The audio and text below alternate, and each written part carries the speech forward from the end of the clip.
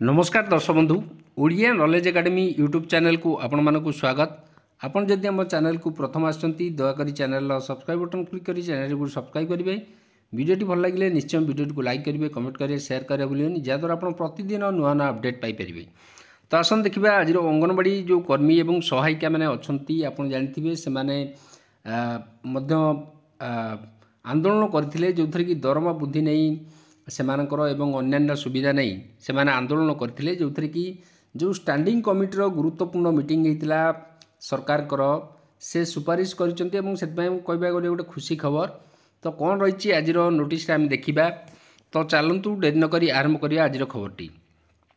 तो ये आप देखिपे secretary the Odisha legislative assembly जोटी कि श्री विद्याधर माझी जी अच्छा जॉइंट सेक्रेटरी से चिठी देते। एटी जो स्टैंडिंग कमिटी मीटिंग होता जो थे कि आप देखु एटी पूर्णचंद्र सेठी जे चेयरमैन थिले मान्यवर एमएलए एवं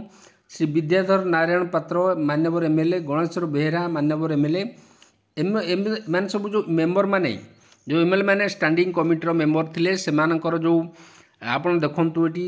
10 तारीख दिन 10तम मीटिंग होता डिपार्टमेंटाली रिलेटेड जो standing committee during the month March जोटा कि होता। I am dare to inform that the 10th meeting of departmental related standing committee जोटा हबार थिला IB 2024-25 will be held on जोटा कि 6 तारीख होता 11:30 जोटा कि ओडिशा लेजिस्लेटिव असेंबली बिल्डिंग रे होता भुवनेश्वर रे to discuss with the secretaries जो विभागीय सेक्रेटरी मान सहित ऑफिशियल जो अच्छा स्कूल एंड मैथ्स एजुकेशन अन्य विभाग जो सेक्रेटरी मैंने उपस्थित थे जोटि कि review of development of grievances on problem of teaching non teaching staff ता सहित अन्य जो महिला शिशु विकास मंत्रालय जो विभिन्न प्रकार से माने जो स्टैंडिंग कमिटीर उपस्थित थे सेठी से उपस्थित थे एवं सेठी से विभिन्न जो समस्या उपर आलोचना कराइला। जो आलोचनार देखा आम ये देखु अंगनवाड़ी कर्मी और सहायिका पारिश्रमिक वृद्धि जो रही ये देखु अंगनवाड़ी सहायिका और जो मान पारिश्रमिक वृद्धि सुपारिश जोड़ा गुरुत्वपूर्ण आम कहीपर गोटे प्रस्ताव रही जोटी जो स्टैंडिंग कमिटी मीटिंग मुझे देखली से स्टैंडिंग कमिटी मीटिंग रे जो मीटिंग होता से जो स्टैंडिंग कमिटीर मेंबर माने जो एमएलए मान्यवर एमएलए माने थिले से माने विधायक माने सेमान जो अंगनवाड़ी कर्मी मुख्यतः अंगनवाड़ी कर्मी एवं जो सहायिका माने अछंती सेमानकर जो पारिश्रमिक बा दरमा अच्छी ताकू वृद्धि नहीं सुपारिश करिसंती जो थरे कि एटा कहि परिबा गोटे गुरुत्वपूर्ण मीटिंग बोली। अंगनवाड़ी कर्मी एवं सहायिका मानकर पारिश्रमिक वृद्धि करा जिवार आवश्यकता रही से जो डिपार्टमेंटाली कमिटी होता से गुरुत्वारोप कराइला जो थे कि अंगनवाड़ी कर्मी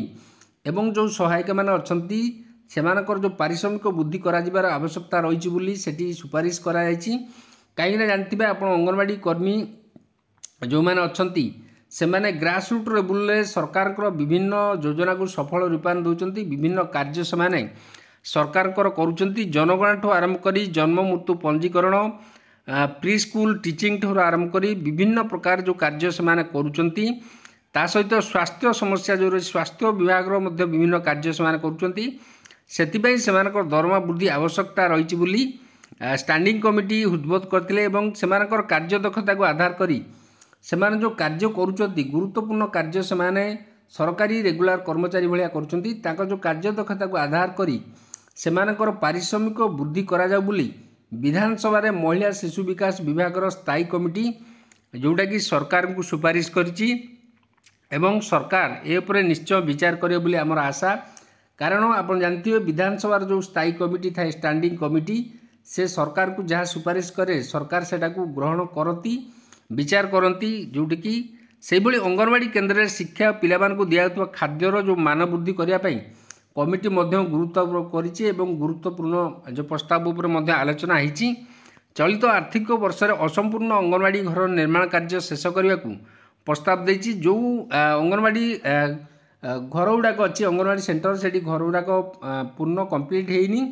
से निर्माण कार्य शेष करने को प्रस्ताव दिखाई से भली सरकारी योजनार सफल रूपायन पाई विभाग रे खाली पड़ता जो अंगनवाड़ी पदवी गुड़ी को पूरण करने कमिटी सुपारिश करिछि। तो यहीपरि भाव में विभिन्न सुपारिश करिछि जोथि अंगनवाड़ी कर्मी जो विभिन्न समस्या अच्छी से समस्या उपर सुपारिश कराई दरमा वृद्धि सहित विभिन्न जो अंगनवाड़ी पदवी पूरण ता सहित अंगनवाड़ी कर्मी और सहायिका को पारिश्रमिक वृद्धि सुपारिश। तो आज यहाँ गुरुत्वपूर्ण खबर थिला। जदि आपको खबरटी भल लगिला दयाकोरी चैनल को सब्सक्राइब करेंगे, वीडियो को लाइक करेंगे, कमेंट करेंगे, शेयर करेंगे भूलिबेनी। धन्यवाद।